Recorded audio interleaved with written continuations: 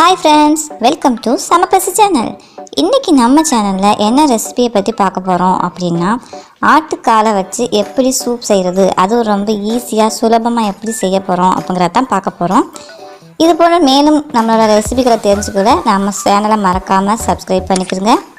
கூடவே பெல் பட்டனையும் கிளிக் பண்ணிக்கங்க. வாங்க வீடியோக்குள்ள போலாம். இப்போ ஆட்டுக்கால் சூப் செய்ய தேவையான இன்கிரிடியன்ட் ஆட்டுக்கால் இந்த மாதிரி தோல் உரிச்சு நீட்டாக க்ளீன் பண்ணி எடுத்து வச்சுக்கணும். ஒரு 3 தக்காளி எடுத்துருக்கேன், 4 பச்சை மிளகா நல்லா பழுத்த தக்காளியை வெட்டி வச்சுக்கோங்க. மல்லி இலை, கருவேப்பிலை, கறி மசாலா தூள், மஞ்சள் தூள், உப்பு தேவைக்கேற்ப,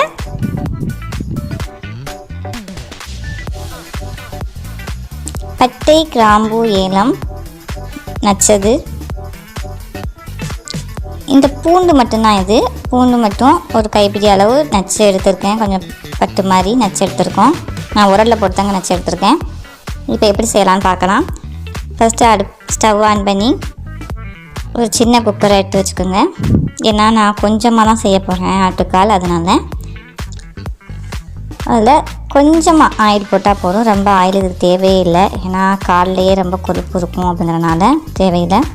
இந்த ஆயில் ஹீட் ஆனதுக்கப்புறம் இந்த பட்டை கிராம்பு ஏலம் 3ஐயும் நம்ம பொடி பண்ணி எடுத்துருக்கோம் இல்லையா, நச்சு எடுத்துருக்கோம்ல, அதை போட்டுட்டு அதுக்கப்புறம் நம்ம எடுத்துருக்க அந்த வெறும் பூண்டு மட்டும் அதை நல்லா கொஞ்சம் உரலில் போட்டு நான் நச்சு எடுத்துருக்கேன், அதையும் சேர்த்துக்குங்க.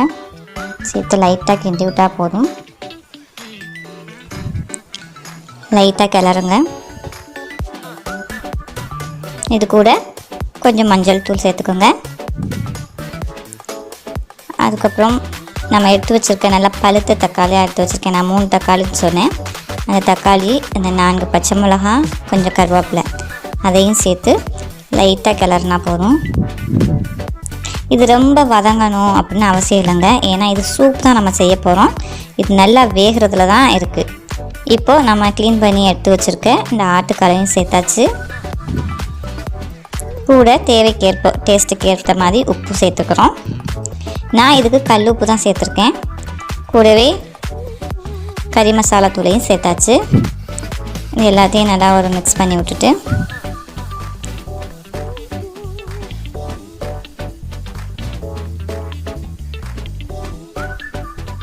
இந்த ஆட்டுக்கால் அப்படின்னு பார்த்தீங்கன்னா நம்ம கால்களுக்கு நல்ல ஸ்ட்ரென்த்தை தரக்கூடியதுங்க, எலும்புகளுக்கும் நல்ல ஸ்ட்ரென்த்து தரக்கூடியது. அப்படிங்கிறதுனால இந்த ஆட்டுக்காலை நல்லா தாராளமாக சாப்பிடலாம்.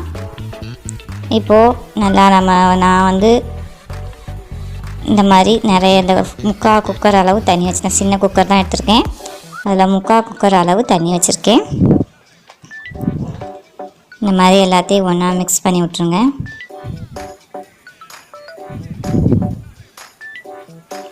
ஏன்னா நம்ம இதில் போட்டிருக்க அந்த பச்சை மிளகாயோட காரம் மட்டும்தான் இதில் இருக்க போகுது. நம்ம இதுக்குன்னு காரத்துக்காக நம்ம தனியாக எதுவும் சேர்க்கல. இப்போ கூட கொஞ்சம் மல்லியிலையும் சேர்த்தாச்சு. எல்லாத்தையும் நல்லா அப்படி ஒரு மிக்ஸ் பண்ணி விடுங்க.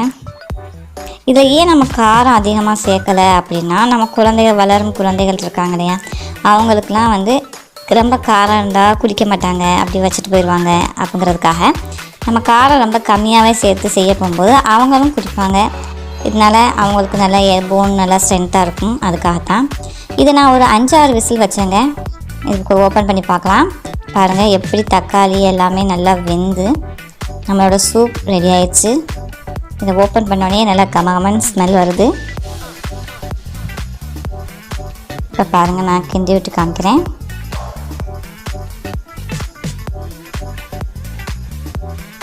பாருங்கள், பார்க்கவே எவ்வளோ அழகாக இருக்குது நம்மளோட சூப். டக்குன்னு செஞ்சாச்சு பார்த்தீங்களா நம்மளோட சூப். இது நம்ம கடையிலேயே நம்ம அந்த தோலை உரித்து வாங்கி வந்துட்டோம்னா நீங்கள் அந்த ஒரு 5 or 15 மினிட்ஸில் பண்ணிடலாம் அந்த சூப்பை. ரெடி ஆயிடுச்சு. டேஸ்டியான சிம்பிளான ஆட்டுக்கால் சூப். பார்க்கவே நல்லா கலர்ஃபுல்லாக நல்லா கமகமன்னு ஸ்மெல்லோடு இருக்குங்க. கண்டிப்பாக இதை நீங்கள் வீட்டில் ட்ரை பண்ணி பாருங்கள். உங்கள் குழந்தைகளுக்கு வாரம் ஒரு முறை இல்லாட்டி 2 வாரத்துக்கு ஒரு முறையாவது இந்த மாதிரி பண்ணி கொடுங்க. ஏன்னா நம்ம இப்போ உள்ள காலகட்டத்தில் வந்து நிறைய பேருக்கு போன் ப்ராப்ளம், மூட்டு தேய்மானம் அப்படின்னு நிறைய பிரச்சனை இருக்குங்க. அதனால் இந்த மாதிரி செஞ்சு அடிக்கடி சாப்பிட்டு வந்தோம்னா நம்மளோட போன் நல்லா ஸ்ட்ரென்த்தாக இருக்கும். ரெடி ஆகிடுச்சு நம்மளோட ஆட்டுக்கால் சூப். கண்டிப்பாக உங்களுக்கு இந்த ரெசிபி பிடிச்சிருக்குன்னு நினைக்கிறேன். நீங்களும் வீட்டில் ட்ரை பண்ணி பாருங்கள். இது வரைக்கும் நம்ம சேனலை சப்ஸ்கிரைப் பண்ணாதவங்க சப்ஸ்கிரைப் பண்ணிக்கோங்க. கூடவே பெல் பட்டனையும் கிளிக் பண்ணுங்கள். கமெண்ட் பண்ணுங்கள், ஷேர் பண்ணுங்கள். தேங்க்யூ.